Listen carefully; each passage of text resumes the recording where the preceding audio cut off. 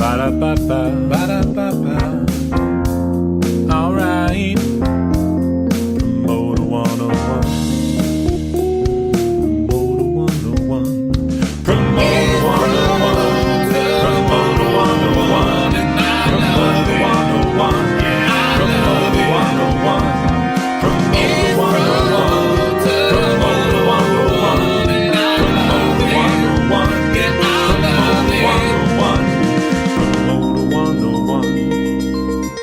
This is Mike Ducharme with AEG Presents in Kansas City, and we are on Promoter 101. Spanning the globe to bring you the constant variety of music industry, the thrill of sellouts, and the agony of cancellations and losses, the human drama of entrepreneurial spirit and competition. This is Promoter 101's wide world of business. Welcome. That was our tip of the hat to the 70s Wide World of Sports intro. It's Promoter 101, episode 62, and I'm your anchor, Dan Steinberg. And now with details of the week's show, your man on the street, Luke Pierce. Luke? Thanks, Dan. I'm reporting from Aspen Live, deep in the heart of the Rockies, to bring you cutting edge in ticketing, as we're joined today by the president of Ticketmaster North America, Jared Smith. Coming up right after the news of the week, and a war story from Opus 3's Sarah Pelch. Hey, this is Mike Luganbill, Lenore Kinder, Tony Conway, Joe Atamian, Nick Gold, Jay Williams, Adam Voith. You're listening to Promoter 101. Promoter 101. Promoter 101. We continue our world tour. Catch us when we come to a town near you. On deck next for us is the FlyCon conference in the Big Easy. On January 16th at 2 p.m., Promoter 101 is going to be live with a special guest from Locken and Brooklyn Bowl, Mr. Peter Shapiro. And follow us on Twitter. I'm at The Jew. The show's Promoters 101. That's plural, Promoters 101. And Luke is W. Luke Pierce. And we want to hear from you. Dan and I are always talking, and it doesn't have to be like that. Send us an email with your ideas, your thoughts, your comments about this podcast to steiny@promoter101.net. We can't wait to hear what's on your mind, and we promise to respond to every inquiry in a timely manner because, you know what? You matter to us. Hey, this is Rob Zaffarelli. Patty Ann Tarleton. Paul Lohr. Phil Rodriguez. Rick Greenstein. Donatas Nachayos. Rob Hellett. Rich Mills. Sasha Bombaji. Seth Hurwitz. Steve Martin. Whitney Bond. This is Trip Brown. Wayne Forte. Steve Zapp. Trevor Solomon. You live on Promoter 101. Promoter 101. Promoter 101. If you've missed any of the past podcasts, you can always catch up at Promoter101.net. This week, we feature a special reissue of episode 19, starring Live Nation's head of country, Brian O'Connell. That's right, B.O.C. And hip-hop power agent Jamie Adler. Little known fact, Jamie's brother is Steven Adler, drummer for Guns N' Roses. And if you haven't heard it, it's new to you. And if you haven't yet, be sure to subscribe to Promoter 101 wherever you podcast. And please, help us spread the word about this podcast. Tell a friend. Drop us a review on iTunes. It really helps us out. This is Eric Dimmenstein from Ground Control Touring. I'm on Promoter 101. Dan, it's time for news of the week. Let's start up with a shakeup. This is the second week in a row in this podcast. We're talking about shakeups over at the agencies, and this time it's WME grabbing up the former APA head of comedy, Mike Berkowitz. He's going to be taking his roster of clients and include some of the top working comedians out there on the road.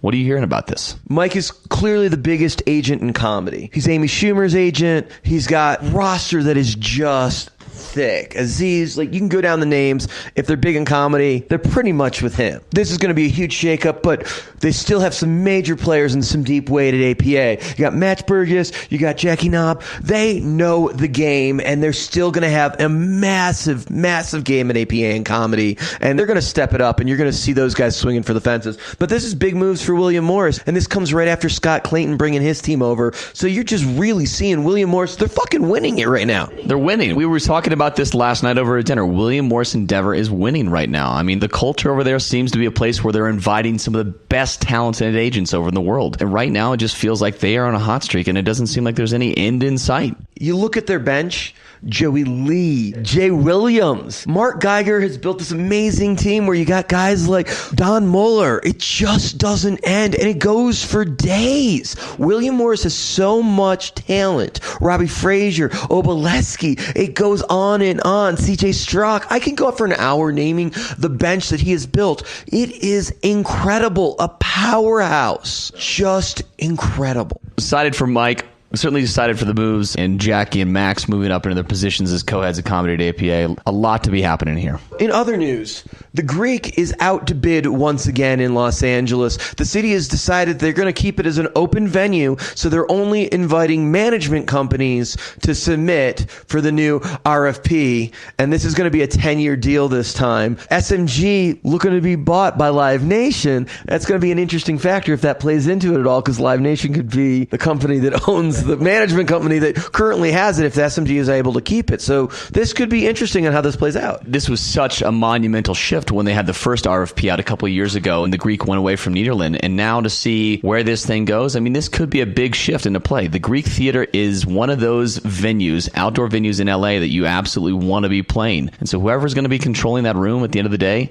is going to have a lot of leverage in some conversations. So it'll be really interesting to see how this shakes out. Yeah, it's a top 10 venue in the world of must plays. Radio City, Red Rocks, The Gorge, The Greek, Royal Albert Hall. It's part of that meticulous list of bands are like when they have that signing meeting with a major agent. These are the rooms I want to play over the next course of my career. It's like saying, get me on the lineup at Coachella. This is one of those things must do if you want to sign me. So we're going to see something interesting happen here. I got to tell you, if you haven't seen a show at The Greek, take a moment. It's magnificent. It really is. It's one of my favorite venues in the world to play, and it's certainly my favorite venue in Los Angeles. Lucky enough to live there for, half a decade and saw plenty of shows there, including some of yours that you promoted in that room. It's just an amazing place to see shows. Your favorite venue in Los Angeles, better than the Mint. Better than the Mint. Only when Craigie Fresh is playing at the Mint will I stomp down to that place. Get him and Andrew Lanois back on stage, and I'll be in the Mint in a heartbeat. What else is going on? So, another story that we've been talking about here, it seems like the ongoing saga of Songkick here. Now, obviously, Songkick and Ticketmaster are currently in a lawsuit that's been pushed back to a court date sometime in February. But we're learning today from Amplify Magazine's Dave Brooks doing some reporting that an investment banker who was hired by Songkick approached an executive at Live Nation this past June, meaning Songkick was trying to sell themselves to Live Nation during the middle of this lawsuit this past year, and it was a pitch that was apparently very quickly rejected here. Of course, Songkick sold off the Discovery platform to Warner Music Group, but they've got the ticketing side of things that they're currently disputing here with Live Nation. So behind everybody's back and behind this whole conversation, there's a little bit of subterfuge going on here. They're trying to sell the ticketing division into Live Nation. And of course, Live Nation quickly said no here. Do you think that might have to do with something with the fact that they're in a lawsuit with them right now? I would love to have been a fly on the wall on whatever the phone call or whatever form the pitch took to hear how Live Nation said no to that, because you got to realize, how bold is that? You're going to settle this lawsuit at the end of the day, but in the meantime, we're going to write you a check? Like, what is the thinking in this line of thought? I'm really honestly shocked by this. It sounds like a little bit of desperation, but in all fairness to Songkick, I don't know that there's anything they can do at this point, no matter how the suit settles, that's going to end with them saving their company. I think this is just a matter of how the debt settles out to the debtors and the creditors. Right. Well, there's just not many buyers left for that company. I think the end goal of this lawsuit really isn't about to return value to investors, because there's been a ton of money poured into that Songkick to crowd surge together as a company, and they're going to write down those investments at the end of the day. I think what this lawsuit really is about trying to break up ticketing in America and try to make it more of like the service that we see in the United Kingdom, where it's less about the exclusivity of things. I think it's really going to be a precedent-setting challenge and almost a coup de grace from Songkick's perspective of, this is our lasting impact in the world of ticketing here in the United States. I don't think it's about the money anymore, Dan. Seems like there's a lot of big news going out there this holiday season. What else have you seen in the press? New York Times had a pretty big expose this week on the state of complicity under Harvey Weinstein and how he basically facilitated his network of repugnant behavior for a very long time. Are we not saying allegedly anymore? I guess we should be saying allegedly. This is in all fairness, hundreds of women probably can't be wrong, but right. I'm a big proponent of where there's smoke, there's fire, and I certainly in this situation tend to believe all the women that have came forward in this, but I think allegedly might be appropriate in this. But the important takeaway that I took from this expose was how involved some of the major agencies, particularly CA, was involved in helping Harvey to facilitate some of this behavior for a very long time. Whether Harvey was sending business to them or whether agents were setting up meetings with their clients with Harvey. CA is named multiple times in this article in a pretty scathing way. Brian Lord named, co-head of talent over at CA and a managing partner over there, named as somebody that had contacted Ronan Farrow, who did the initial expose piece. He tried to facilitate a meeting with Ronan Farrow and Harvey at Harvey's request. A lot of people in the business really named in this article. It's pretty scathing. And I think that this article about the enablers of Harvey Weinstein naming CA is going to have some ramifications in the hallways and the water coolers over at CAA. I don't want to make light of what's going on in the industry at this moment. I haven't read the article, and these are obviously serious allegations and should be very interesting to see how this plays out as time goes on. But CA being one of the most upstanding businesses in entertainment, I imagine that this is a moment where you're going to see them act very maturely on how they handle this. I think so too. And I think that turning a culture around in a company and using this as an example to really examine themselves and what they are doing over there as a company is going to be a moment over there. There's no major agencies that have ever been run by a woman, and I think that speaks to probably some of the cultural issues that might be occurring at some of these agencies. But I think this article, more than anything, is going to force CA to have to look at themselves a little bit differently. Well, we have a lot of friends over there, and I trust that they'll come through this and they're going to handle themselves in grace and amazing dignity, because those guys are professionals through and through. We have a fact correction from last week's episode. During the John Huey interview, I credited CAA to being the first agency to ever have in-house marketing department to oversee touring. It's been brought to my attention by Mr. John Ditmore that prior to CAA starting the in-house marketing in the mid-90s, Pinnacle Entertainment had created a tour marketing position in 1992. And we want to give credit where credit is due. So, John, thanks for dropping us a note and correcting us on that error. We appreciate all of our listeners out there checking us on these things. If you hear anything, again, you can email us at steiny@promoter101.net. And how cool is it that John Ditmore listens to the podcast? It's pretty awesome, right? Happy to point out the correction and get to say John Ditmore listened and dropped us a note. Feeling pretty cool about that. I am feeling pretty great about that. Hello, this is Sarah Mertz. Rick Barrow. Nick Light. Mark Geiger. This is Lee Anderson. Kevin Lyman. John Giddings. Jim Runge. Jeff White. Brian Zisk. Chuck Randall. Brian O'Connell. Andrea Johnson. Adam Parsons. Darielle Hyatt. Ben Mensch. Jamie Miller. Billy Wayne Davis. Brandon Frankel. Miss LaFon. Jake Gould. Gary Smith. Jeff Cohen. You are on Promoter 101. Promoter 101. And Dan, let's take a moment to shine a spotlight on Entourage Talent's Wayne Forte. He's been doing this longer than I've been alive and representing some of the best acts on the planet. Plus, he's an incredible mentor and a business person, making him this week's Promoter 101 Badass of the Week. Congrats goes out to you. Well deserved, Wayne. Hello, this is Sarah Mertz. I work at Eventbrite, and you are listening to Promoter 101. This week's war story comes from Opus 3's Sarah Pelch.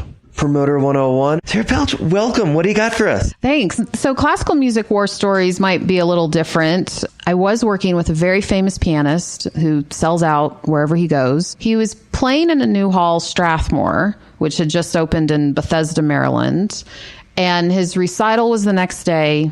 The day before his recital, he had two pianos on stage, and he was supposed to select which piano he liked, which pianists do. They do a piano selection. And I got a call from the presenter, Washington Performing Arts, and they said he hates both pianos and says the piano tuner is incompetent. And this was a piano tuner who works at a major cultural institution, like global. And so the only way he would do his sold-out recital the next day is if we overnighted his favorite piano from New York and his favorite piano technician from New York. So I called Steinway. I said, how can we get this piano down to D.C., like overnight? She's like, I don't know how I can get a truck. I don't know how I can get piano movers. I don't know. Let me work on it. Then I had to call the piano technician and say, I know you have a life and I know you have jobs and a family, but I need you to get on a train in a couple hours and go down to DC. And it all happened. And then, of course, the pianist said he's not going to pay for any of these expenses. It's not coming out of his fee, because if he's booked to do a piano recital, he needs an adequate piano. The end. Per the contract, I assume, too, right? The pianos were okay for other artists, but not for him. So that was a stressful day. So did the presenter pay for that, or did you guys want to be in the cost of the piano? So the presenter paid for part of it, and it went out of our commission. Because it is a service business, and you're there to make the client happy and pull the show off. Absolutely. Make the client happy and work with that presenter again. Cool, that's awesome. Will you tell me who the artist is? No. Okay, well, I had to ask, right? Yes. What a great story, Sarah. Thanks so much for taking the time and sharing with us. This is JJ Kasiri from Circle Talent Agency, and you're listening to Promoter 101. In our feature interview this week, Dan is going to sit down for a one-on-one interview with the president of Ticketmaster North America, Jared Smith, live from the Aspen Live Conference at the Limelight Hotel in Aspen, Colorado. We have Jared Smith with Ticketmaster with us today. Please give him a hand and welcome him. Over the past few years, I've had the opportunity of interviewing some really fun people here, and there's never a better setting than Aspen because you guys are an amazing audience and a great incubator for asking questions and know what's going on with the business. In the past, it's been people like Steve Martin and Alex Hodges. Last year, Jay Marciano, Mike Luba, Shapiro. But today should be fun because the topic of ticketing is clearly where the money is in our industry, and there really isn't anybody better to talk to about that than the person that is running the biggest ticket company in North America, and Jared is that. So when it comes to ticketing, there is no bigger. Are you nervous? Should I be? Yeah, you fucking should be, man. I mean, Strasburg's there. You got Rick there. I mean, there's a lot of people in this room. Yeah, it's like Rand Levy is definitely going to ask you something that's fucked up. It's going to happen. I don't know what Vince is going to ask. It's like, oh my God, it's going to be a fun day. I was warned in advance for sure. All right, with that said, let's jump into this a little bit. All seriousness, I talked to some of the people that know you best. Bob Rue said, Jared Smith has simply put revolutionized Ticketmaster. He's a true partner for me and is a visionary in the product creation, is helping me to significantly grow our concert business, which turns to the benefit of all stakeholders involved. It's pretty cool. I'm not sure it's accurate, but it's cool. David Marcus sent me like a 3-page quote, but basically said what you've done in 39 years on the planet is amazing. And by the time you turn 40, is going to change the world. That's very nice as well. Jeff Karn says the checks are in the mail. Right. Nice. Thank you. Jeff Karn says you're the hardest working man he knows, easy to talk to, laser focused on the fan experience. Coming from Jeff Carnes, who I would put in my top 5 of the hardest working people that I know. That's high praise for sure. All right. This guy doesn't work for you, so this could be a little bit more fun. Ticketfly's founder, Andrew Druskin, said, bad career choices happen to good people.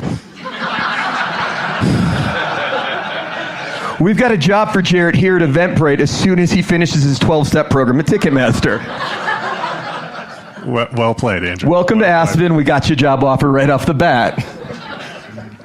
Michael Rapino says, Jared is a superstar that I love and respect, and is loved and respected by all his employees. He has done 10,000 hours in ticketing and has been the driving force behind building a great world-class team that has poised Ticketmaster for the future as of 2017, looking to be our biggest year in our 40-year history.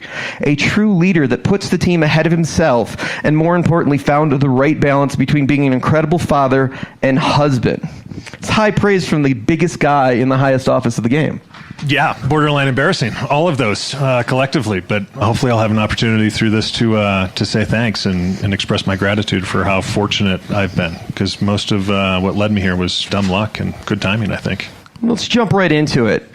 Let's talk about your early days from journalism school at the University of Iowa to Columbus, Georgia, to Birmingham, to Moline, to Charlotte, to Atlanta. Give us a quick tour through your early days in the biz. Yeah, sure. I'm like a lot of people that kind of fell into the business. When we were coming up, there wasn't as many sport management schools or certainly live entertainment schools. I went to the University of Iowa. I majored in journalism and political science. Classic. Go Buckeyes. Yeah, go Hawkeyes. Hawkeyes. I'm a duck. Whatever. Please don't go Buckeyes. This is going great. That's going to take this in a completely different direction. So yeah, journalism, political science. You know, the classic training for running a really big portion of a publicly traded company. Went to the University of Iowa. Went back to my hometown as an intern at what they call a sports commission, which is, for those of you who don't know, is a convention and visitors bureau that is concentrated on bringing sporting events, participatory sporting events instead of conventions, to create an economic impact on their local community, which is a long way to say I got to know the people who were running the facilities in town, right? Because we would want to bring a youth volleyball tournament or a youth soccer tournament into the community, and you would take that to the local facility and negotiate a deal and whatnot. And I got to know a guy named Charlie Schilling, who was at the Mark of the Quad Cities at the time in Moline, Illinois. It's gone by several sponsored names since then. I'm not sure what it's called right now, but I got to know Charlie, who was somebody who had gone to college with one of my older brothers. I'm the youngest of 5 boys. And later on in my career, just several years later, in fact, contract. I started to run that little organization, and Charlie ended up at an arena in Columbus, Georgia, and he had me come down because he needed a marketing person, more or less. I was several years out of school, young, didn't know anything about the business other than what I'd done back in Iowa, and Charlie recruited me down to Georgia, which was warm and golf friendly in January, and Davenport, Iowa, and Moline, Illinois are not golf friendly in January.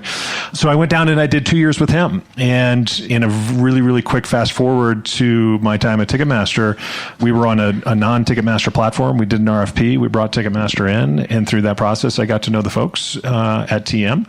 And Kenneth Feld is coming up after me. I applied for a job as a regional booker for Feld Entertainment, and they didn't hire me. Is he in the room? We got to figure out why that happened. No. He's right in front of me. I interviewed for 2 jobs, and one was with Feld. They didn't hire me, and the other was with Ticketmaster, and they didn't hire me either. Kenneth, would you reconsider? I think he'd have to hire me now.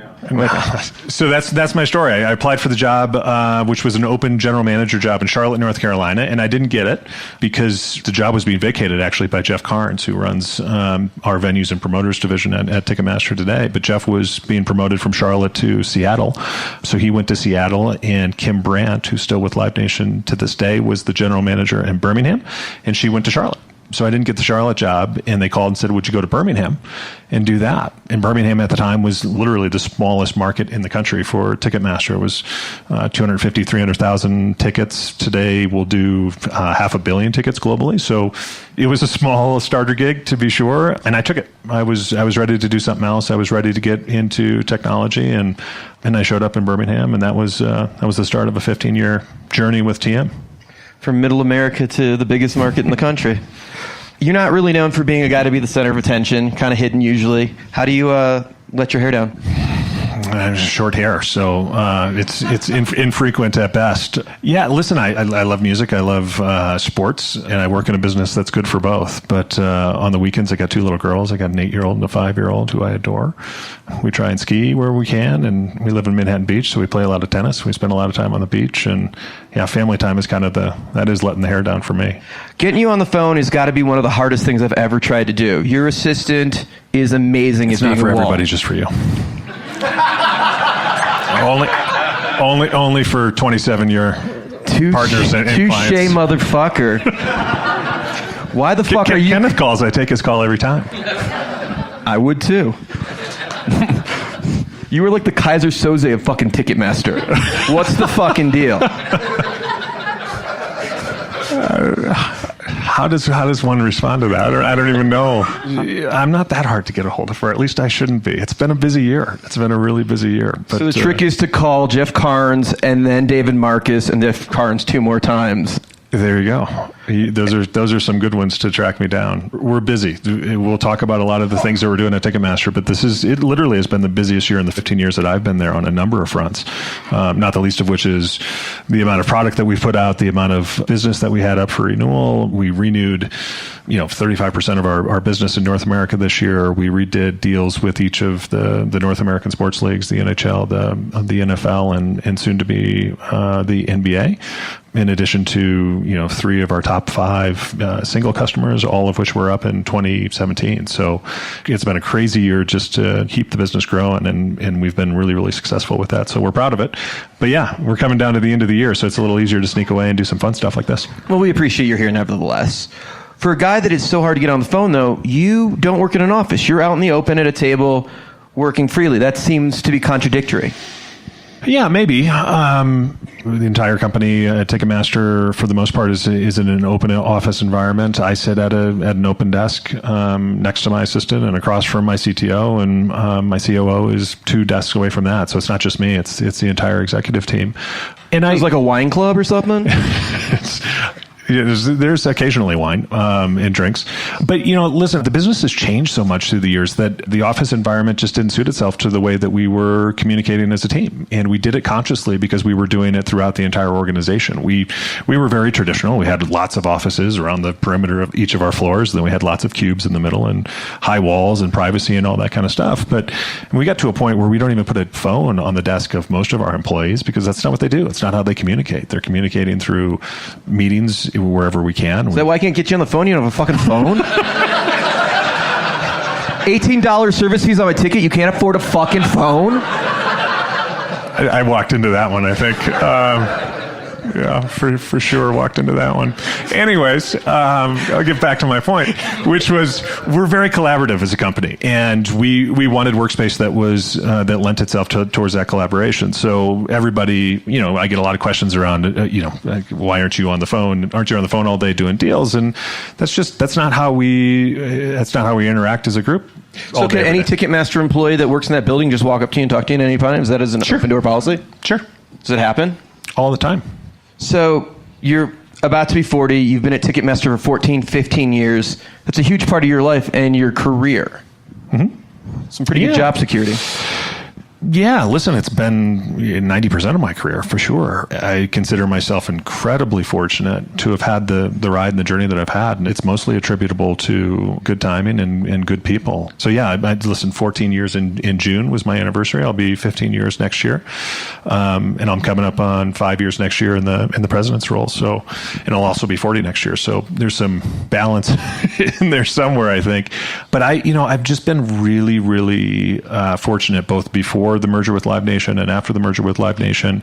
Early in my career, I was young and I was mobile and had a reputation, I think, increasingly with the folks in corporate and people like Marla Ostroff, who still works for us and has been an incredible mentor to me through the years, to that I was willing to go solve problems. So they would call and they would say, "Hey, do you want to go solve the problem in Virginia?" And usually before they said where, I'd say yeah. I was young, mobile. I was married to a woman who was an amazing teacher.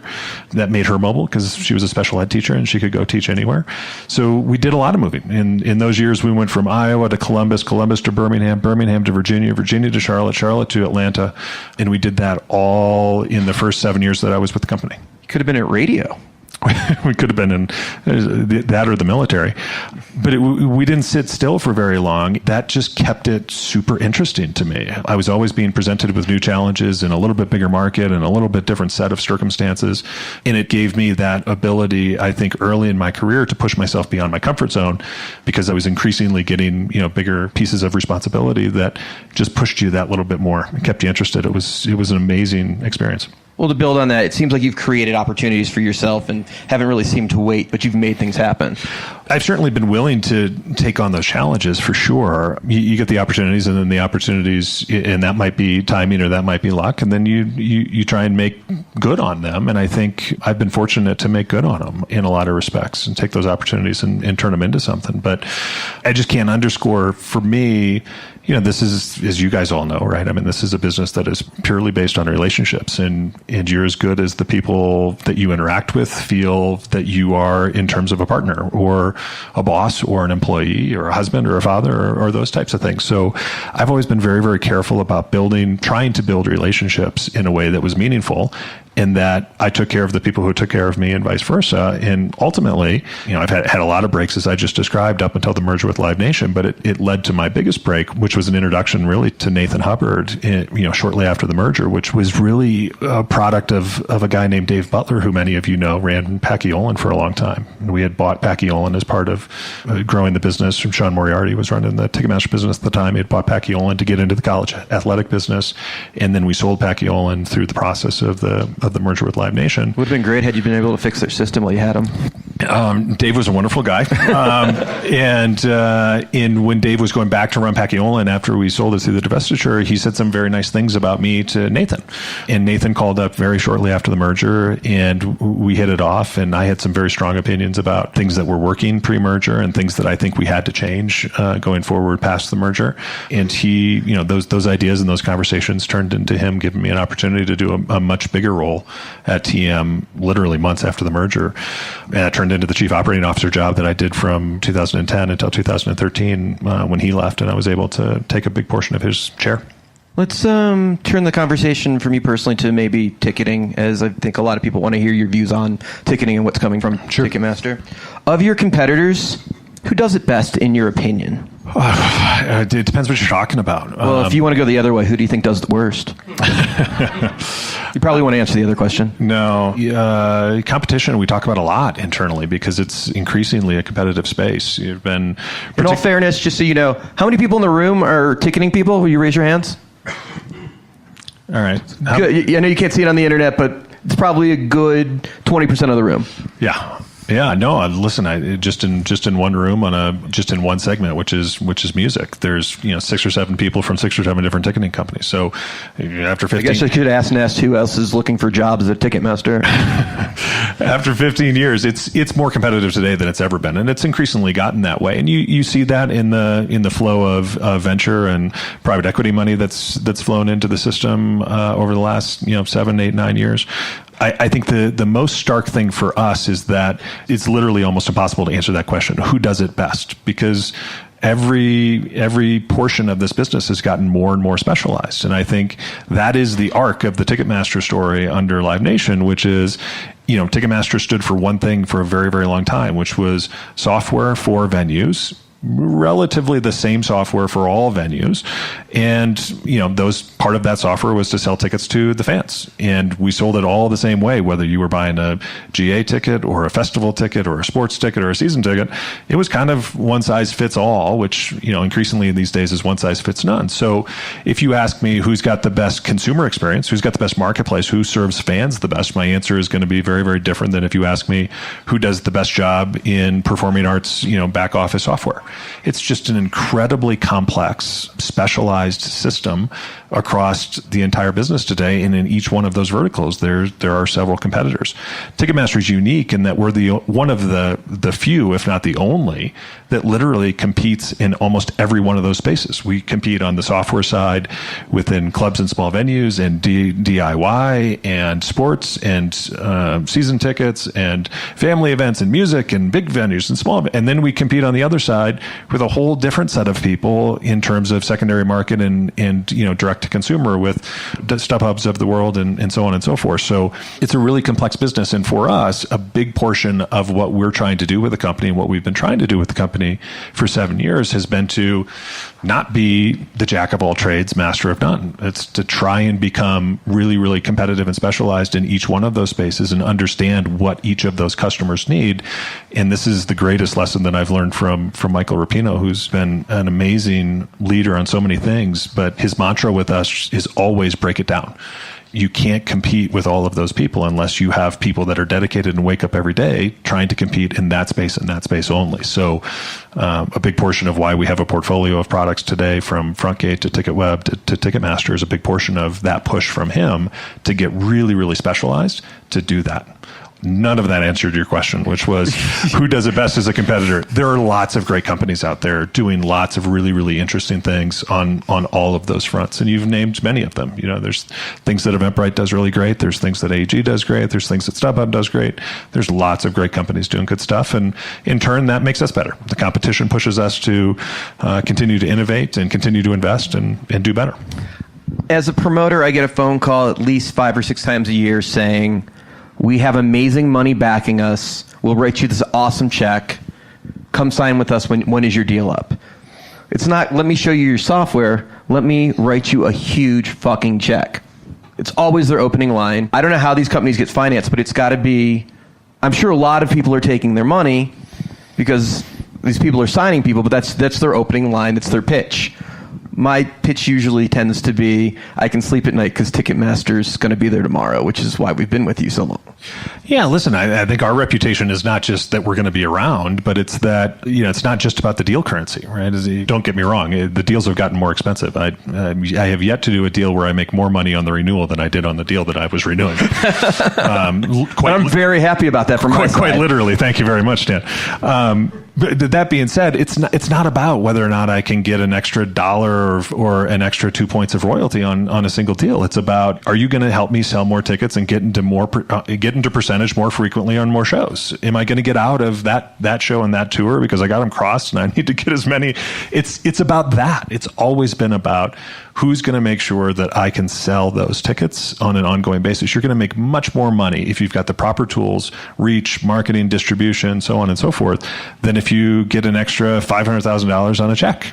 for just renewing your business. So it's way more than $5,000. 500, 5,000, 5 million. For us, getting an understanding of what is going to help you move your inventory at the best price is, if we play that long game and we continue to invest in those tools, we think we can move the needle. Honestly, we use all the systems because we play through the venues that have exclusives. So I've seen all the software. I prefer the Ticketmaster system. The software-wise, as far as it running, and most importantly, for our adult contemporary shows, it's the easiest for older adults to navigate it and buy tickets. It's AOL simple. And I think by design, right? Yeah, absolutely by design. And getting simpler by the day, by the year. It's a huge push on our front to make sure that it's not just drop dead simple, but it's drop dead simple and it's specialized for what you're buying. And I think what you're going to see from us over the next couple of years is, even if it's subtle changes, but the way that I shop for Broadway, if I'm in New York and I'm going to be there for a weekend and I want to go look at 3 different shows, and I don't care which night I go because my plans are flexible, the ability to look across 3 different versions of The Lion King over 3 different days is a very different shopping experience than I want to go to a show tonight this weekend at different venues, and I'm willing to go to a different show for a different price at a different venue. I'm just looking for something to do this weekend, versus I'm shopping for Bonnaroo and I got to figure out it's only in one place and it's got different prices and different packages. Those are all very different shopping experiences, and we need to make it simple for all of those versus today, which is price, quantity, drop down, show me the best available. That's simple, but it doesn't actually help the consumer and doesn't actually drive conversion. So there's a balance in there between making sure that it's simple, but making sure that it's specialized enough to actually help the consumer buy what they want to buy. It makes a whole lot of sense. Can we talk for a minute about your thoughts on the Eventbrite buying Ticketfly? I think Julia Hartz, who runs Eventbrite, in that management team has done a phenomenal job of building that business up. And one of the things that they started with kind of DIY in a very specific space, or do-it-yourself ticketing on smaller events and registration-based stuff, and then they started to grow in verticals. They started to grow into endurance sports and a whole bunch of other things. And music and festivals were always one of the things that I think that they wanted to get into. So it made a lot of sense for them. I think more broadly, you're seeing some consolidation in the space. And to your point of new entries and lots of money coming in, ticketing is still a game that is technology based and requires a lot of investment. Requires investment in terms of technology to stay up and stay current and be able to move as fast as the market is moving. And it requires investment in terms of deal capital, to secure business and sign that up. So as much money flows in and there's 5 new companies that come in and compete each year, it's tough to get to that next level of scale where you can get to profitability and then continue to reinvest and really gain some steam. So I think one of the things that you're seeing, that's a good example of, but you're seeing in other cases in the ticketing space as well, is some consolidation, right? You're seeing bigger players team up with some smaller players to get more specialization, more technology, more scale around their book of business so that they can continue to invest. I think you'll probably see more of that as this year, 2018 develops and beyond. Was it a good buy for them? In your opinion, not accounting for Andrew's quote, I think what he built at Ticketfly was really good or really special. I think he did an amazing job of appealing to as an example of somebody who woke up every day and said, we want to be in this space only, smaller music venues, promoters, and we want to do that well, and we want to appeal to that. It's pretty tough to argue with the results of the business that he built. So I think Andrew in and of himself is a pioneer and innovative and a really good leader, and I think they built a good business. And I think Eventbrite does a lot of things well too. So you put them together, I think it's interesting. I'll let it off at that. Who's your client? Is it the artist? Is it the venue? Is it the promoter? Or is it the ticket buyer? Yes. It's all of those. And listen, not to get overly come across as a sales guy with what we've done at Ticketmaster, but I think that question is actually, it is the story of kind of what's transpired at Ticketmaster over the course of my career there, culturally, technology, and otherwise. I think when I first got into the business, and I first came from a venue that had done a venue RFP for a ticketing provider to the ticketing company, I mean, that was what Ticketmaster served primarily. Not exclusively, but primarily. We served the venue. That was the DNA of the company. As we woke up every day, and this is what I did in Birmingham, I did it in Virginia, I did it in Charlotte, I did it in Atlanta. We woke up every day and we signed up venues. And the people who played in the venue, whether it was Kenneth and the Feld folks, or even the sports team, and certainly the artist, that was the secondary concern. So long as you, and the fan, by the way, the end consumer was the secondary concern, because as long as you signed up the venue, all of the rest of that came along with you. But is this part of the problem? Is there's so many bosses that you have to answer to? You can't possibly fucking answer that question? No, I'll do my best to answer it after I Well, no, but I'm curious. I mean, it seems like at any given moment you've got to answer to all of us. There's conflicts. There's inherent conflicts in all of those things, which is why I think you see a lot of specialization in the space that is really interesting, right? It's why you see a secondary market appeal to fans in a way that many of the primary market sites can't appeal to fans, because they don't have the same rules, they don't have the consideration. The secondary markets wake up every day with one goal in mind, and one goal in mind only, which is, how do I have as much inventory, as many options, as much access as I can for the consumer? They don't worry about, is that good for the ecosystem? Is it good for the artist? Is it good for the long-term health of our business? They worry about the consumer and only the consumer. So there's always lots of inventory. There's always lots of prices. There's always lots of options. And we always don't have that ability to make that choice, because we're playing a long game with an artist partner or a sports team partner or the venue. So, to my earlier point, what's transpired at Ticketmaster, largely as a result of the influence of the Live Nation merger, was this other lens that Ticketmaster didn't have on the business, which was the content lens. Live Nation being, and Michael being the guy who wakes up the most thinking about, how do I serve the artist every day and make sure that I'm playing the long game with that artist, because I believe that serving the content will help me serve my business and serve it well. And number two, he was the promoter who was trying to get closer to the fan, and that mattered to him in a different way than I was securing venue contracts. So infusing that DNA into Ticketmaster, and then saying, okay, and I understand, Jared, that those things are sometimes in conflict. It means that you have to have people on your team every day that wake up thinking about each of those constituencies, each of those stakeholders, even if sometimes that is fraught with conflict internally. And we have those conflicts. It's not uncommon in my staff meeting for somebody who's running the resale business and somebody who's running the primary business and somebody who's running our marketplace to sit there and go, how are we going to tackle this problem? Because my client wants this, but that's going to hurt our marketplace, or that's going to potentially make it less convenient for a fan to buy those tickets. And it's a unique place to play. You can't get perfection, and you can't always line those things up. But I actually think it creates an environment for us where, listen, we're 41 years into this, and we want to be around for another 40 years. So not everything is perfect, but you shave off enough of imperfection to try and get the right mix of solution for the industry as a whole. Because all of the people you just mentioned are all stakeholders in the industry. And if the industry doesn't solve its own problems and isn't healthy for the long term, we take that responsibility seriously, because we sit in the middle of it. So, well, you guys seem to be the ones that get kicked in the teeth every time something goes wrong publicly. And as a promoter, I want to thank you for that, by the way. You can buy me a drink. That sometimes is frustrating for us, and I think it's been well documented that it was a service offering for a long time, right? It was something that Ticketmaster did on behalf of the business. It knew that it did it on behalf of the business, and the business was indeed appreciative of that. In today's environment, it's one of my favorite options that we opt in on.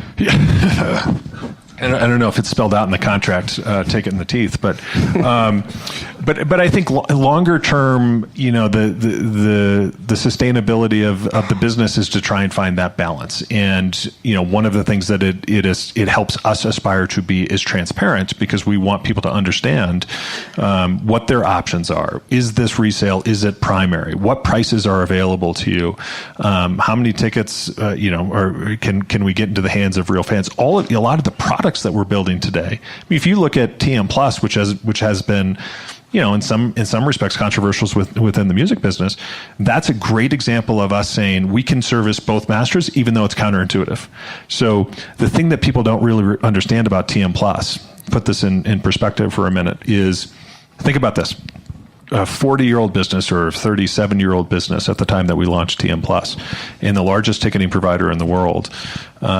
Jay-Z goes on sale, or Beyonce goes on sale, or Justin Timberlake, or U2, or the Eagles.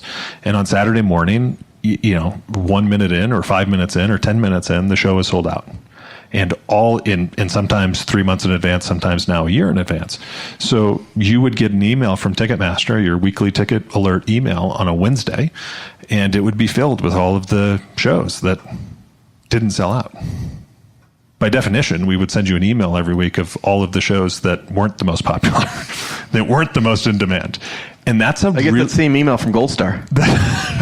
It's a really tough, and it's, listen, that doesn't mean that there aren't really great shows there, but it meant we didn't have all of the options, right? It'd be like going to the mall and you know, every time you went to the store, their most popular items they didn't have. And then you'd go next door, increasingly over time, you'd go next door and that guy had them. And that's what the secondary market represented to us, right? Was that we had a shift in fan behavior, because it used to be that when Jay-Z sold out, and if you didn't have Jay-Z tickets, I'd buy something else. Well, sooner or later, I didn't buy something else, because I could just go to secondary market and I could buy Jay-Z. And that long-term effect of I don't even check the primary market anymore because I have other options to buy the tickets was not a really good long-term sustainable business for us or for the industry. So TM Plus was really a twofold solution to that problem. Number one, it meant that we could continue to bring traffic back to the website for the most popular events. And increasingly, we thought we could bring more traffic back. And if we brought more traffic back and we brought them to a site that still had all of the primary inventory listed, they would buy more things. And it's worked. And we asked a bunch of people. The Amazon of ticketing. It's the Amazon of anything, right? The more, you know, Rufino is fond of saying stack them high and watch them buy. I mean, retailing 101, right? You want to go to the store that's got lots and lots of options for you. And we didn't have lots and lots of options. So TM Plus checked that box for us, where we could sell anything at any time.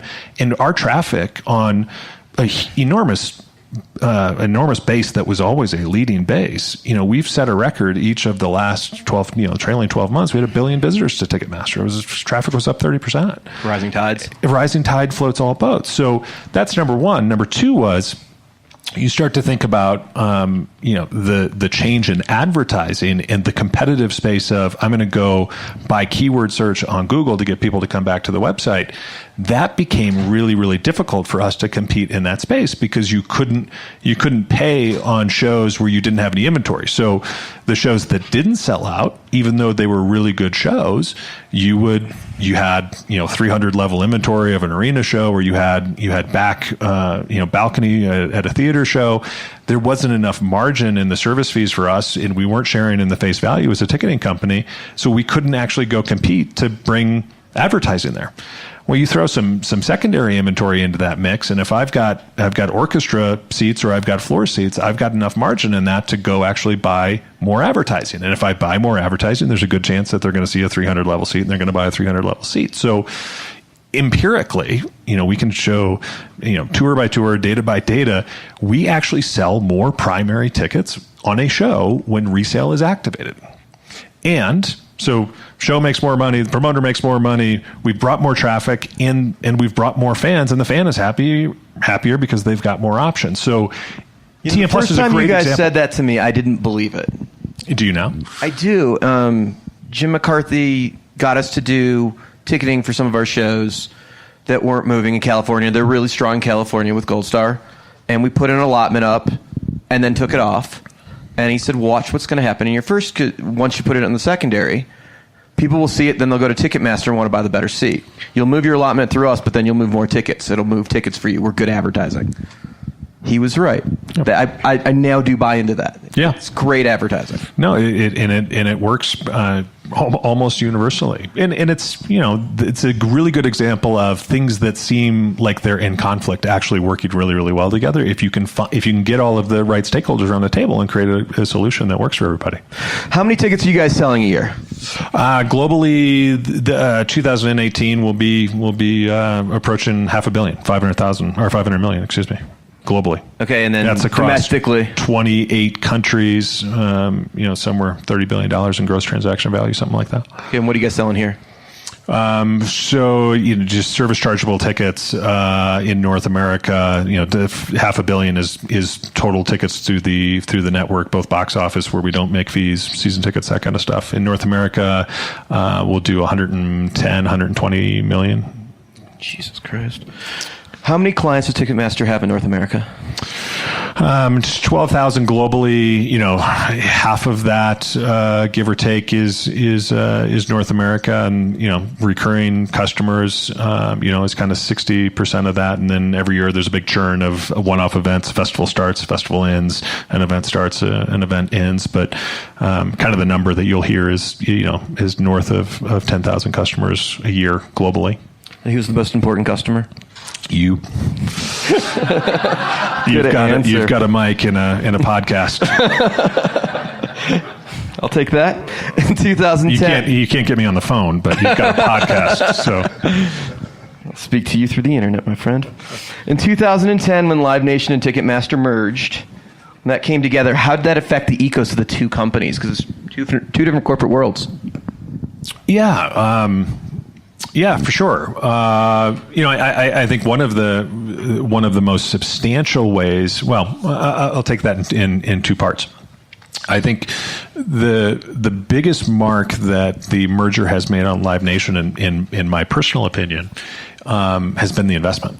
Most people don't point to that. There are tons of things that I could point to that were benefits of putting the two companies together. Not the least of which is, we've got a really, really huge advantage that we have a partner that's willing to try things at scale. That's hard to get people to try. So when we do TM Plus, we've got somebody that can try that out with us and really help us learn from it, and we can kind of eat our own cooking and all of those types of things. That's an advantage. There are lots and lots of advantages, but I think the biggest impact has been on the investment that Live Nation's made into the Ticketmaster business, and I give Michael all the credit in the world.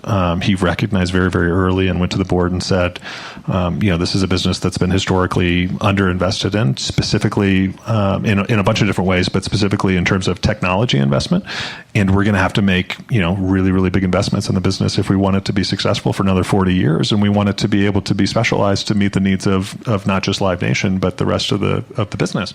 And he's continued to make those investments. And as a result, we've been able to launch more product than in the last 7 years than we had certainly in the time before that. But we've completely rebuilt our infrastructure and our platform.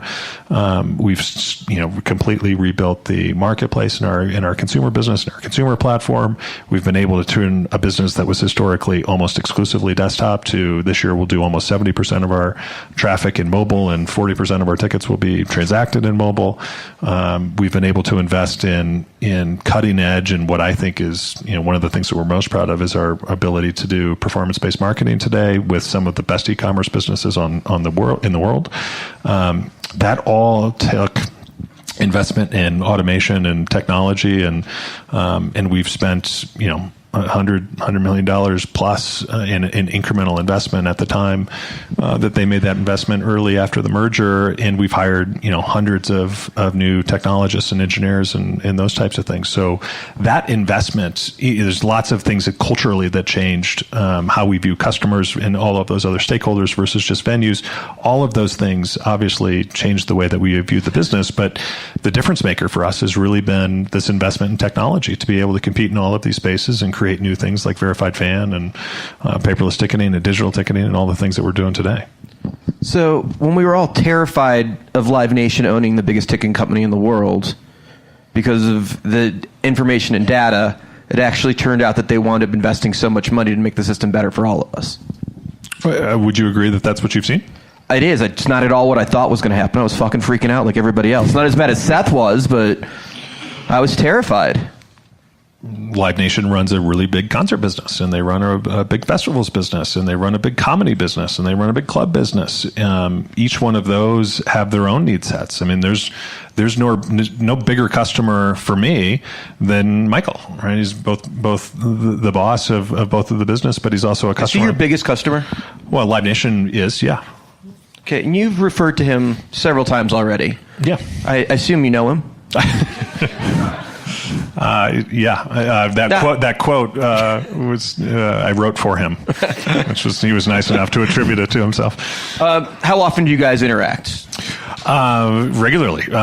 We've got a standing one-on-one weekly. He's very involved in the business. One of the things that I think is unique about Michael is this balance that he has, that I try and steal within my own group. But Live Nation runs a very decentralized business in many respects, right? So whether it's the festivals business or the concert business or the ticketing business or the artist management business, he gives you a lot of autonomy and he gives you a lot of resources. And the expectations are high that you're going to grow the business and you're going to be able to hit the number and do the things that you need to be able to do. But he gives you autonomy within which to do that.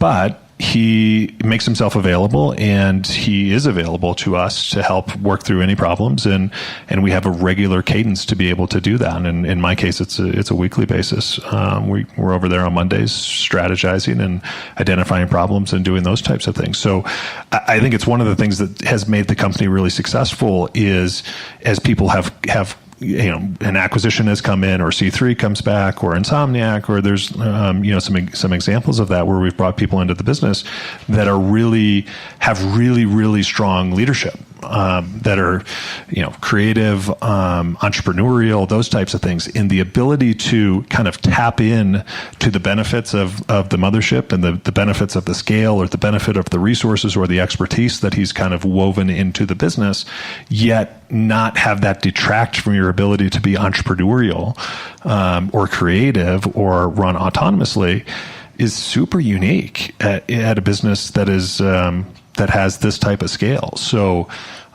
he's really adept at understanding where to push and where to pull and where to be a resource and where to give some freedom. And for me, unlike many of the people that have come into the organization through acquisition or otherwise, I've been a young executive that's kind of come up and tried to learn how to do that balance and try to learn how to run an organization that's, 500 million tickets and 2,500 employees and the things that we've got in North America. So it's a method that works really well because it works with somebody who's more established, and it works with somebody who is coming up, and I might need a little bit more interaction and a little bit more feedback than some, and it's really helped. It's really helped me get to the place where I feel confident and comfortable running the business the way that we need to be running the business in that way. So yeah, he's been great. How you feeling so far? You all right? Yeah, hanging in there pretty good. Yeah, I'm trying. You guys okay? Yeah. All right. Take a breath. Take time with this one. Be easy. And go slow. That's a scary intro to a question. How are you combating the poor consumer reputation that Ticketmaster has? You're assuming that I think it's poor. Do you think the brand is poor? Listen, we are not delusional at all about what the brand stands for. And at various times, even pre-merger and post-merger, in a lot of different respects, we've looked at the brand and we've done brand studies, and we've brought people in to look at the brand and consult, and how should we, what does it stand for, what is it good at, what is it bad at, and it doesn't. It's not a mystery that the brand has taken the hit from a consumer perspective. A lot of the things that we talked about earlier in the hour related to pricing or availability or fees or those types of things on behalf of the industry as a whole. Partially as a service. But whenever we do those studies, quantitatively or qualitatively, the results generally come back almost entirely consistent, which is the brand stands for trust, reliability, the percentage of brand recognition, unaided brand recognition. Do you know that the brand Ticketmaster and what it does is off the charts? It's a universally known brand, particularly in you North guys are America and basically Google UK. for tickets. Everybody knows it. So. And then when you put those things of trust, validation, verification, all of those things that are associated with transactional companies, those are really, really hard things to change. Where we have historically fallen down as a brand is around fees is the thing that people point to the most, and it certainly is there, but it's not actually the thing that people dislike most about Ticketmaster and the experience. The thing that they, without question, is at the top of their list is that I can't get good tickets. So I show up on Friday for the on sale for the show that I want to go to the most, Taylor Swift or otherwise, and I can't get good tickets. And I'm sitting there and I'm refreshing my button and I don't have enough computers and I don't have a shot and blah, blah. Those are the things that frustrate them, and that has an obvious impact on the brand. So, not coincidentally, we started shortly after the merger with Michael and Nathan and others, trying to attack the things that would make the experience better, knowing that those things would have, an impact on the brand overall. They'd have a trailing impact on the brand. So when you talk about TM Plus, ticket availability, when you talk about resale, you provided an opportunity to get the best tickets for the best shows. When you start to talk about more of the more recent investments that we've been making and things like Ticketmaster Presence, which we haven't talked about yet, but is all about identity, and Verified Fan, which is all about fair distribution of tickets. Those are all very specific. Work the problem backwards, and if you provide a great experience that rewards real people, you're going to solve a lot of those problems that are associated with the brand, because those are the things that they didn't like about their brand experience. So, in all fairness, over the course of the last 10 and 15 years, the brand has become much, much stronger, both in the industry and publicly, at least from my point of view. Yeah, no, listen, I appreciate that because it's meaningful from somebody who's been around the brand. You've been a customer for 25 plus years, 27 years, I think, to be exact. That's right. I sold my first tickets with you while I was still in high school. Every one of your deals has gotten better. I'll just keep pointing that out. In my house and car reflect. But it means a lot because we've worked really hard on that, and I think it's not that we just wake up and we say, hey, how are we going to spend money to make the brand better? We do some of that, right? But you haven't seen a big brand campaign come out over the last 7 years. That's we don't have TV commercials saying here's the new Ticketmaster. I hope that at some point we start to do more of that, and I think we will. But the effort has really been in how do we make the experience better? Because if we make the experience better, we will solve your problems as an industry, which means we're actually asking you more. What do you need as a music venue? What do you need as a promoter? What do you need as a sports team? And try and provide those tools and services for you. And I think we've done more and more of that.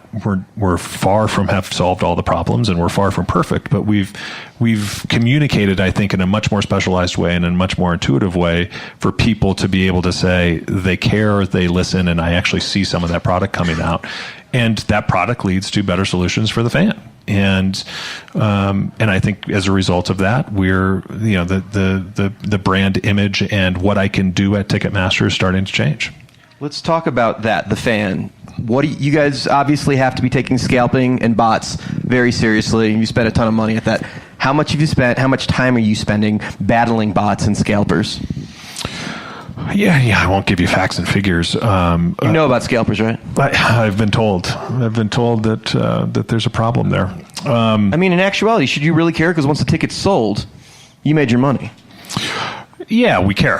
Yeah, we care deeply because I think we are a long term. Yeah, so we are two businesses, and I think to put it in as clear terms as I can, we've got a software business that's got a bunch of verticals, and we have to solve pricing problems, which the scalper issue is an outcropping of for a big portion of that business, which is music, and then we are a marketplace business, and we serve consumers, and so long as we are not able to get them good tickets at prices that the content wants them to sell at, we're not going to be a successful consumer business for very long.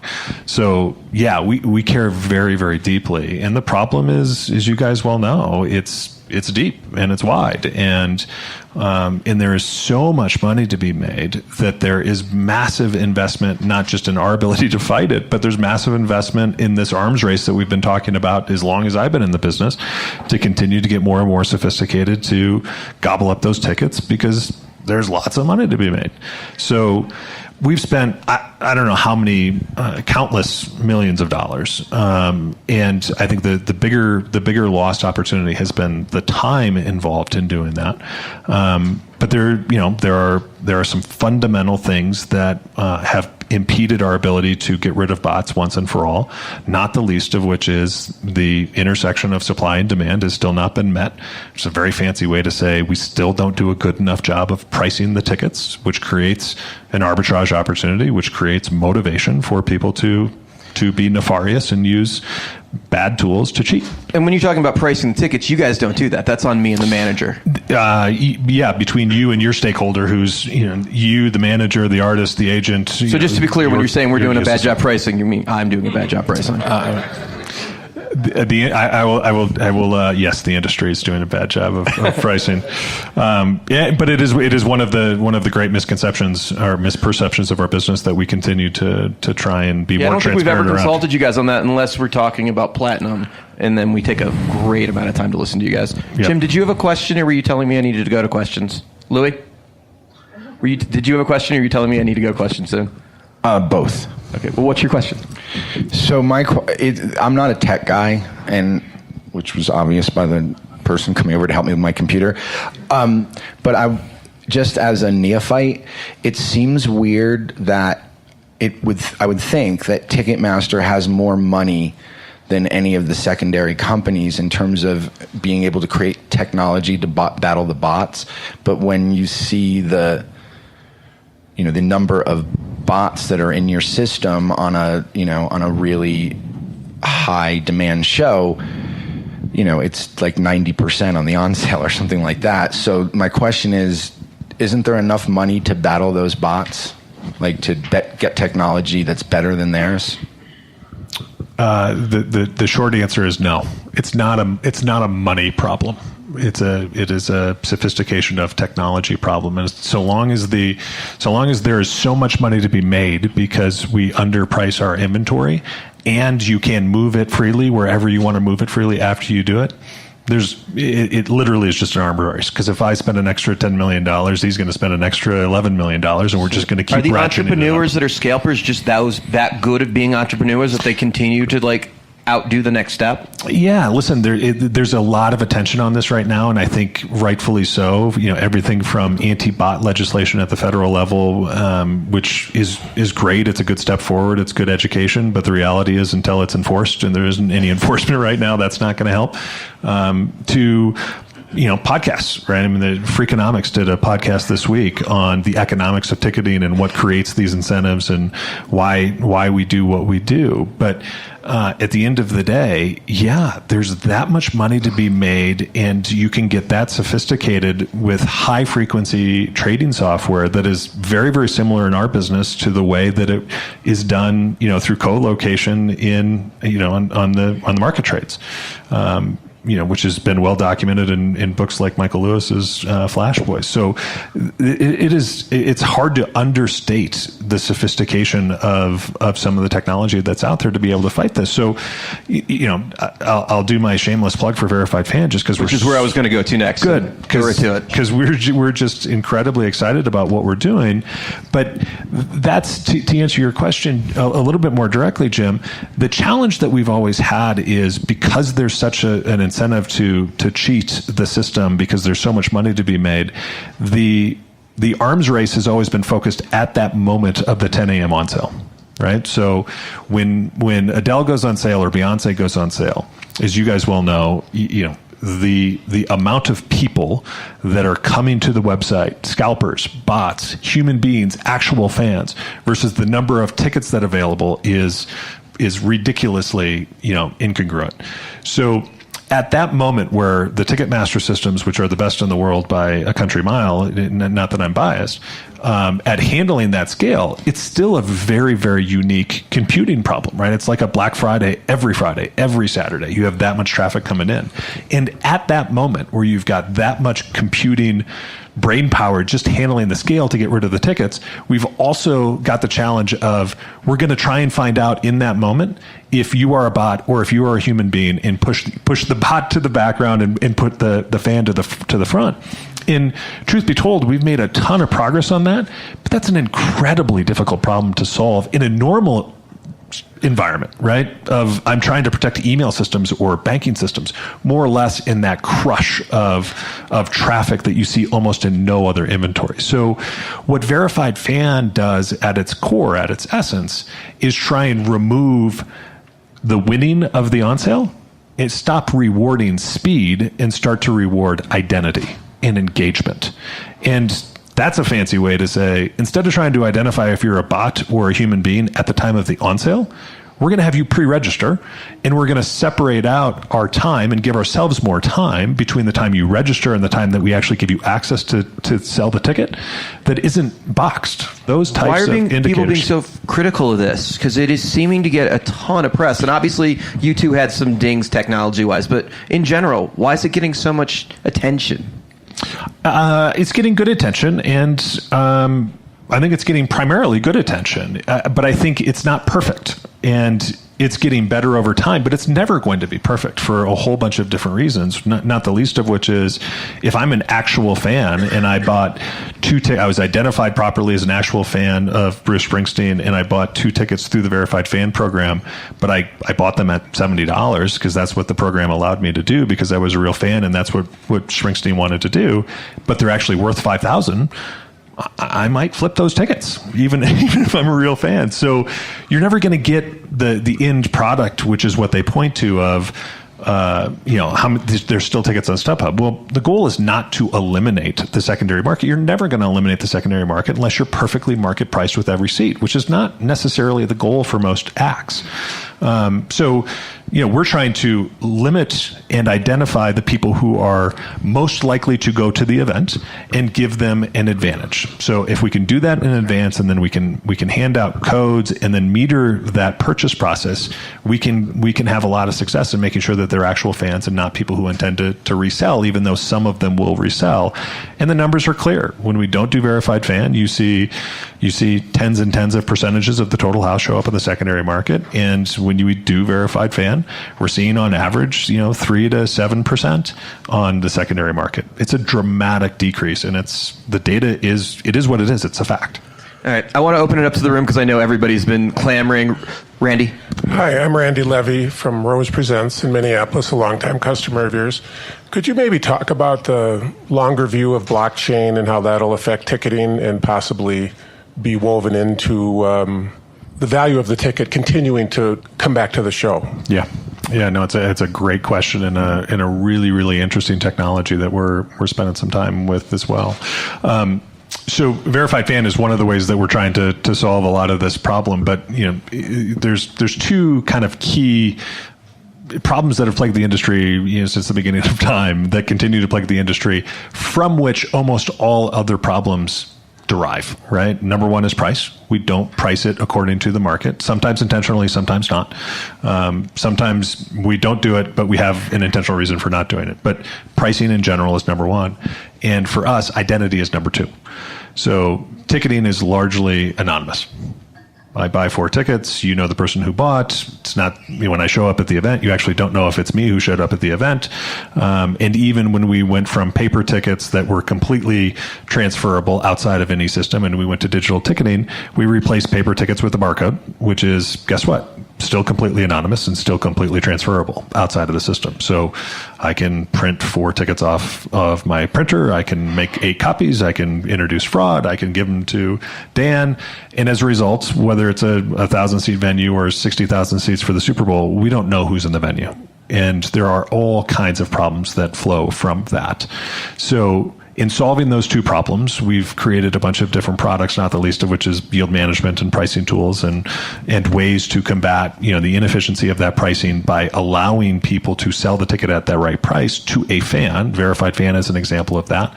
But non-barcode ticketing technology, true digital ticketing technology, is the second way that we'll start to do that. So we have spent a lot of time over the last 3 years building a system called Ticketmaster Presence, not as in presents, but who is present at the venue. And it is next generation digital ticketing. It doesn't have barcodes, which means in order to transfer that ticket, you transfer it electronically through a system, and it's not intended to block transferability per se, unless content decides that that's something that they want to do. But it allows us to use technology to make sure that we can have, for the first time, a full chain of custody every time that ticket trades hands, right? So Jared Smith bought those tickets. I transferred one to my wife. I sold one on StubHub. That ticket gets bought by somebody else, so on and so forth. And I have full visibility of where that ticket has transferred and ultimately who shows up at the venue with that ticket. We're not using blockchain to build that today, but blockchain would be a very analogous technology to be able to do that type of system. And this is not in the future. This is something that we're building right now, and it was a central tenet of the deal that we just did with the NFL, who's going to move almost entirely to this digital ticketing system over a 2-year period from 2018 and 2019 seasons. So it's here, and once you solve that identity problem, right, you solve a ton of security problems. You can create immense relationships from a personalization standpoint. The data that you glean from just who's there and how old are they and do they come to more shows and how can we get, there's a whole basket of really, really good outcomes from knowing who those people are and where those tickets are going. And it's not unheard of, right? I mean, it's the same thing that you do in airlines today, right? You can't transfer a ticket anonymously and then somebody else shows up and sits in your airline seat. So for safety reasons, security reasons, and a whole bunch of other things, it's the natural progression and something that we've deeply invested in, and I think are on the verge of something really great. Who's next? Who else got a question? I do. Tom Chauncey from Partisan Art. So sort of picking up on what you were just speaking about. So transferability seems that if you were to eliminate transferability, much of all of these other problems would go away. Is that a legislative issue? I believe in certain states, transferability, it's required that it must be transferable. Is that a legislative problem? And if you could eliminate transferability, would you endorse that or not? Yeah, it's a really good question. So it's a complex answer in terms of whether or not it's legislated or not. There are rules in only a handful of places that prohibit non-transferable tickets. New York is chief among them, but it's been controversial in New York. The reality is, the fact of the matter is that the quickest, cleanest, easiest way for us to make sure that Bruce Springsteen can sell a ticket at the price that he wants, even if it's dramatically lower than the market will bear, is to make sure that the person who bought that ticket can't transfer it to somebody else. Therefore, they can't profit on it if Bruce doesn't want them to profit on it. And today, as long as you've got paper tickets, it's almost impossible to be able to do that. Digital tickets create an opportunity if the content wants to underprice to be able to do that. And ultimately, we serve content, right? We don't make these decisions as a ticketing company. We provide technology to make sure that Bruce Springsteen has the tools to be able to sell his tickets at the prices he wants directly to his fans, or the NFL. And in some cases, it's going to enable more freedom and more open ticketing, because we can now validate a ticket for an NFL team that's sold on a secondary marketplace, and because it's digital, we can track that ticket across those markets, and we can keep those people safe, and we can eliminate fraud. broad. So in certain instances, I think it will get broader distribution in multi-channel ways. And in certain instances, I think it's going to shrink that canvas where an artist trying to underprice its ticket to reward fans is the best example that I can give you. So is Springsteen the gold standard of the artist that wants the most their fans to be protected? Well, I think he's the easiest example because it's been a big portion of his message for a very long time. So if you can please him, you're pleasing almost everybody else on the artist side? Yeah, I think so. In many respects. But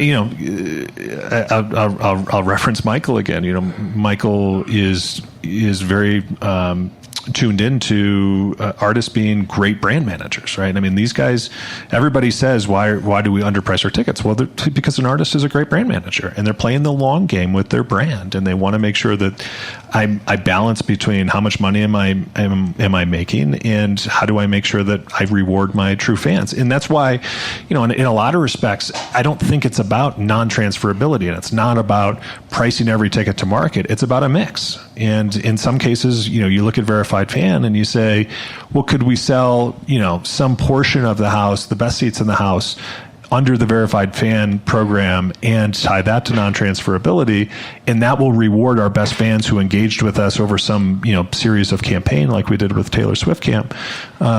And then that will allow us, on the rest of the house to actually be more aggressive in pricing that house closer to market.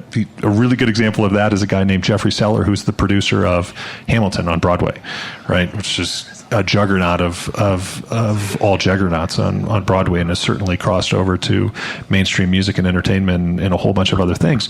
But he calls it the Robin Hood strategy, right? Which is they do non-transferable, will call only tickets, sometimes for $10 or sometimes for, just for free to local endowments or students and those types of things. And the way that they fund that is because they have premium tickets that are market priced, that are really, really akin to what a secondary market price is going to be. So it's again, counterintuitive in some ways, but the ability to actually charge market price in many, many ways rewards fans by allowing the artist to sell to true fans at discounted prices. Who's got the next question? David Limitani, Nibblestick Entertainment. I had a little confusion on the Schlesinger versus Ticketmaster lawsuit. I thought that the lawsuit had something to do with the overcharging of service fees, but it doesn't seem like those fees have gone down at all. And then a follow-up to that question is the vouchers that were given out in return after the lawsuit was settled.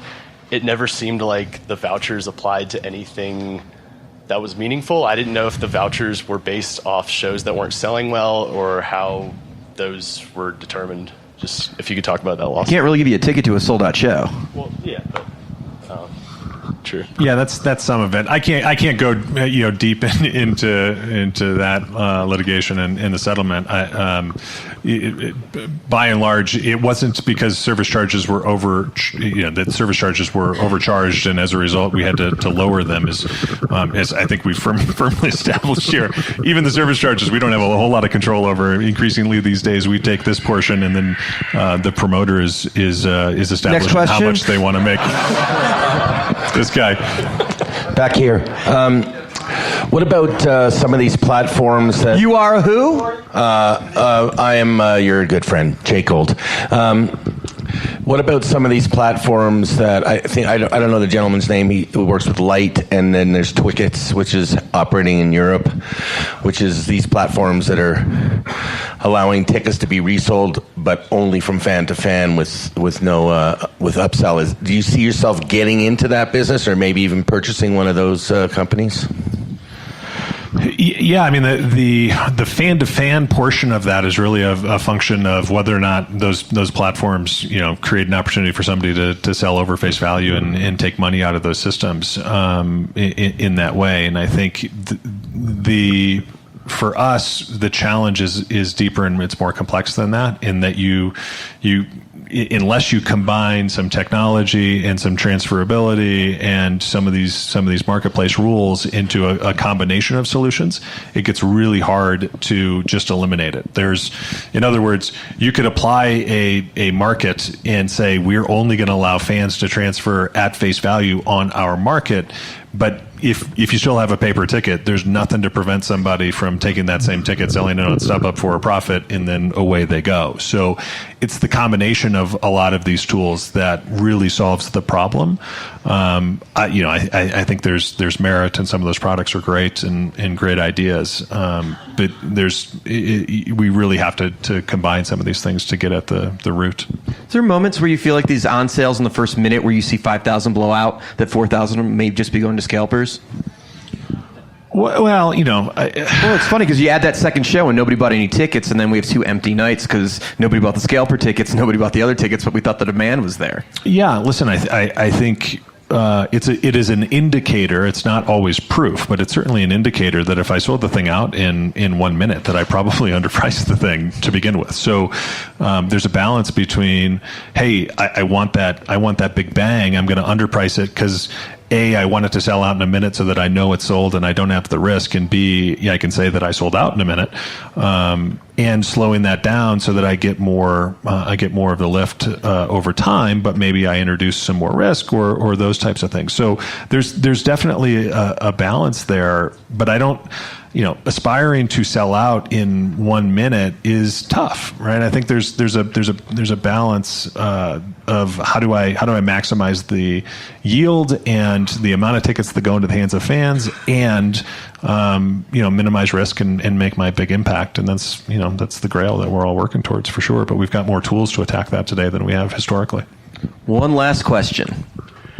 Hey, Jared, I'm Scott Mullen. I'm from the Tax Hire Center in Quad Cities. Now you've named it for me. Thank you. Which I was going to iWireless Center and I missed it. Hold on, let's get it straight. The name of the venue is now what? Tax Slayer. Metal as fuck, baby. And so, I know you were, an intern at the CVB? In the Quad Cities? I started there, yep. How do you job offer back here in a second? How do you go from being an intern to being in charge of a $1 billion company? Like, you talked about relationships, you've talked about other things, but what is the one thing? Are you like Rain Man with analytics? What is the? I think I firmly established that that's not true. What advice can you give to move up as fast as you have? That's David Marcus, isn't it? Rain Man so for successful. Analytics. Listen, I can't explain it. It's a fair question, but there's no secret sauce. I'm one of the luckiest guys in the business. There's no question that I was just given lots and lots of opportunities. I was in the right place at the right time at each one of those things. I work hard. I always have worked hard, and there's no substitute for hard work. But the only thing that's guided me through it is what I said earlier, which is I try really, really hard to take care of the folks that have taken care of me and to pay it forward a little bit. And then when you combine that with a couple of good breaks here and there, sometimes you end up with a real opportunity to do something.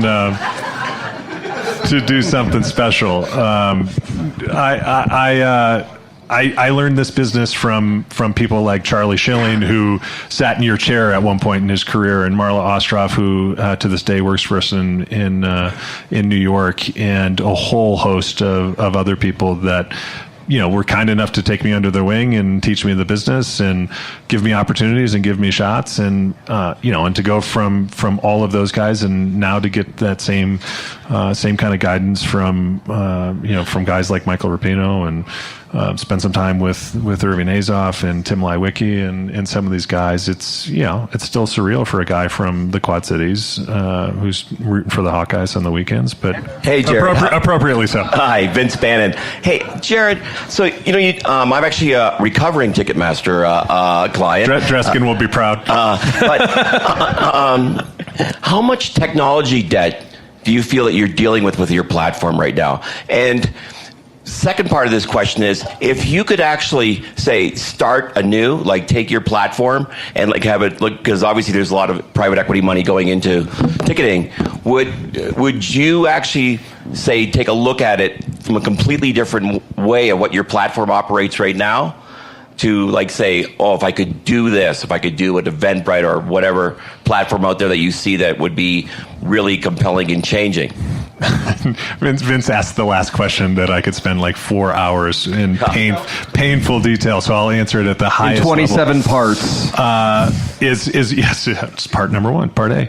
At the highest level, what I would say, Vince, is it's a 40-year-old business, and of course we've got technical debt. There are 3-year-old businesses that have tech debt, and we struggle with that every day. And you struggle with the things that you want to move the platform forward, and some things that you got to fix that your customers don't see a feature because you're fixing something that's a little bit older. But I made the point earlier of all the investment that Live Nation's put into the business, and that has been the key for us to, for a business that had been classically underinvested in, to be able to go pay down a lot of that debt, create, things like abstraction layers that allow us to move faster on top of our old platforms, and still get more product out. And that product delivery, velocity that we've had over the last couple of years has been amazing. But, the core of the Ticketmaster systems, the Ticketmaster host system, is still the core inventory system, and it is still the best in the world at what it does, at transactions per second, and its reliability and its stability, and so on and so forth. So,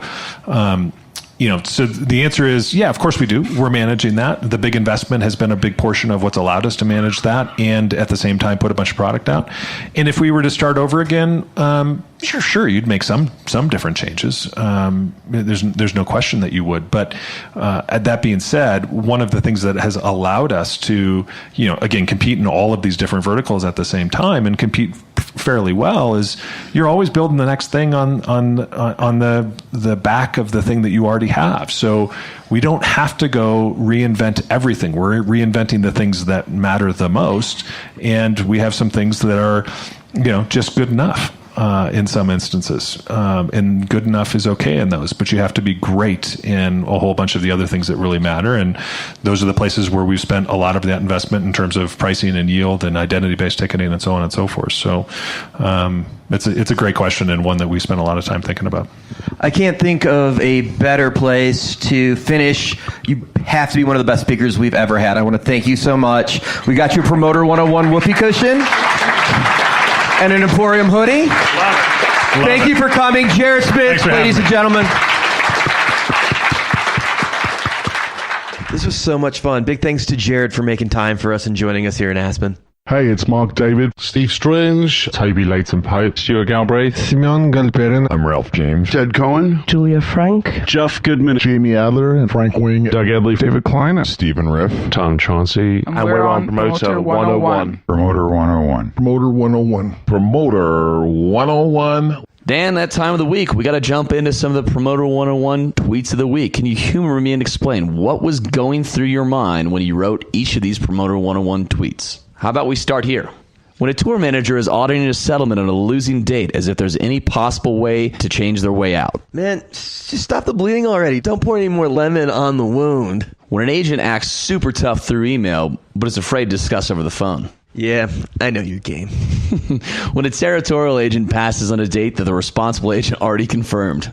Sorry, but I think you might be a tad out of the loop, my friend. But the counts are fucking solid on this dates. And it's selling really well. It's been up for weeks. When an agent fails to respond to a challenge and comes back weeks later with, what do you mean I lost the date I didn't release? This one falls under how you treat people. And you should always remember to treat people as how you would want them to treat you. Respond to fucking emails, man. That does it for Promoter 101 Tweets of the Week. Make sure to follow Dan on Twitter. He's @TheJew. And if you have your own Promoter 101 thoughts, feel free to tweet them at us or email them over to us.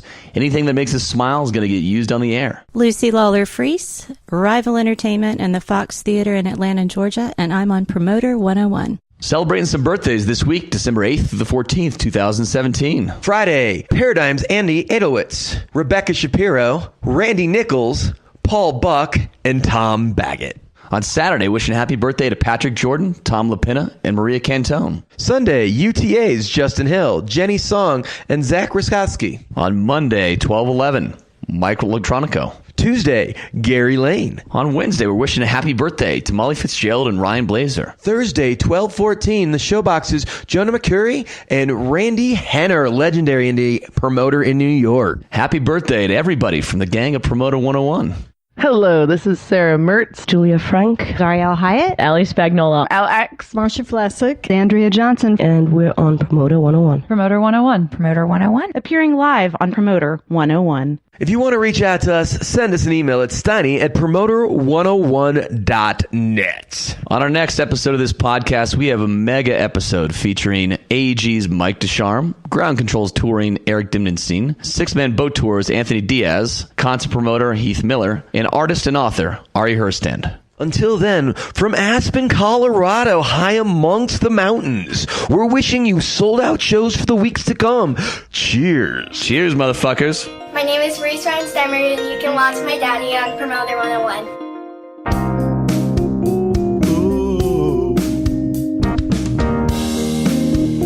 Ba-da-ba-ba, ba-da-ba-ba.